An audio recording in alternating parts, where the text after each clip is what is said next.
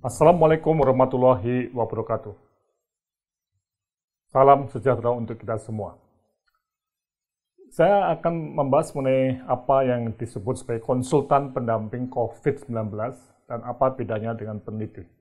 Nah, untuk itu memang kita perlu untuk melihat perbedaan antara konsultan dan dosen serta peneliti. Seperti kita ketahui bahwa ada suatu perbedaan karena ada tujuan yang beda antara konsultan, dosen, dan peneliti. Dosen adalah tenaga pengajar, dan misi terutama dalam pendidikan, waktu terbatas untuk konsultasi, dan sering tidak punya waktu untuk pelaksanaan. Peneliti juga berbeda dengan konsultan, di mana tenaga peneliti untuk penelitian dan belum tentu untuk mengatasi permasalahan. Dan hasil penelitian dapat menjalankan perlu penelitian lebih lanjut, ini yang sering jadi lelucon ya kadang-kadang. Nah, sehingga konsultan, dosen, dan peneliti adalah profesi-profesi yang berbeda, tapi di kita sering ada semacam penyamaan atau dicampur adukkannya.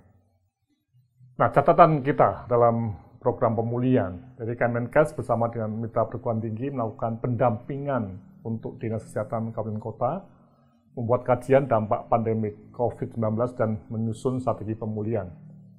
Dan juga melakukan suatu penyusunan policy brief ya untuk memberikan semacam apa yang kita sebut sebagai rekomendasi bagi pembuat kebijakan dan pihak-pihak terkait dalam konteks pemulihan pandemi COVID-19. Nah, di sinilah ada satu pertanyaan menarik ya dalam program ini. Apakah tim pendamping dari perguruan tinggi itu memang betul-betul sebagai konsultan? Nah, untuk itu mari kita lihat apa yang kita sebut sebagai pemahaman mengenai konsultan. Konsultan tentunya ada karena ada klien yang membutuhkan. Dan siapa klien kita? Ya, tentunya kita tahu adalah Kementerian Kesehatan dan juga Dinas Kesehatan Kabupaten Kota. Mereka adalah klien kita. Nah, mereka butuh kita untuk apa? Untuk pendampingan hal-hal yang mereka mungkin belum begitu diketahui. Nah, pertama tentunya ada permasalahan yang perlu didiagnosis secara objektif. Ya. Jadi apa isunya? Ini pekerjaan sebagai konsultan.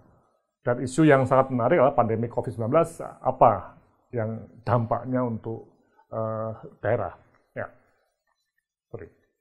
Nah, kemudian dari sini akan berikan rekomendasi untuk pengatasan masalah, dan kemudian melaksanakan atau membantu pelaksanaan program untuk mengatasi masalah. Dan inilah proses bekerja seorang konsultan, sehingga ketika nanti kita bekerja adalah apa masalah yang dihadapi Kepala Dinas Kesehatan Kabupaten Kota dalam COVID-19. Nah, ini yang jadi isu kunci. Saya masalah 1, 2, 3, 4, dan seterusnya kita nggak tahu ya. Nah, sehingga kita harus betul-betul melihat bahwa siapa pendamping itu. Jadi konsultan itu bisa dikenal ada konsultan manajemen dan konsultan teknis.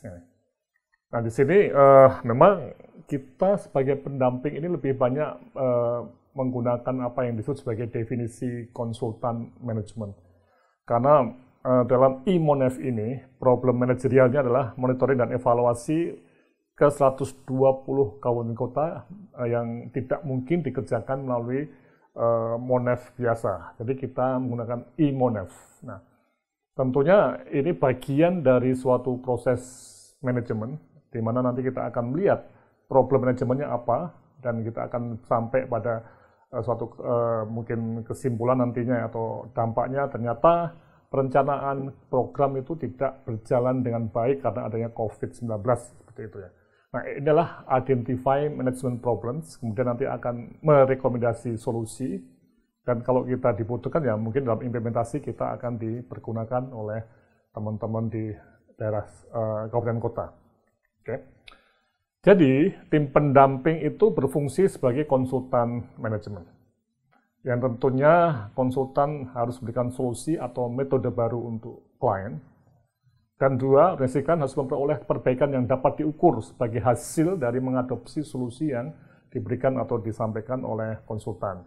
Dan klien harus dapat melakukan pengembangan berkesinambungan di masa mendatang. Nah, ini suatu ciri klasik dari seorang konsultan manajemen yang sukses.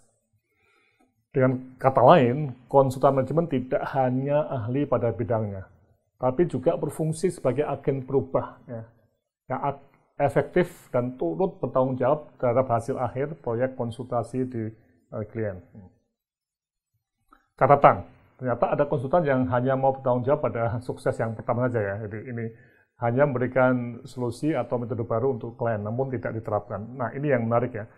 IMONEF ini akan ada penerapannya pada tahun ini, 2020. Dan tahun depan pun harapannya akan ada juga penerapan. Jadi apa-apa yang kita rekomendasikan itu apakah akan dipakai atau tidak itu juga akan kelihatan dalam proses pemulihan nantinya. Oke, di luar konsultan manajemen masih ada berbagai konsulan teknis di sektor kesehatan, termasuk teknik medik, teknik keperawatan, teknik epidemiologi, komunikasi, dan seterusnya ya. Tapi kita tidak ke sana, kita adalah pendamping manajemen. Nah, sekarang pertanyaannya, apakah Anda siap untuk jadi konsultan pendamping dalam konteks sebagai konsultan manajemen? Mari kita bahas, dan kalau memang belum siap, nanti kita akan adakan berbagai program pengembangan untuk mitra. Terima kasih atas perhatiannya.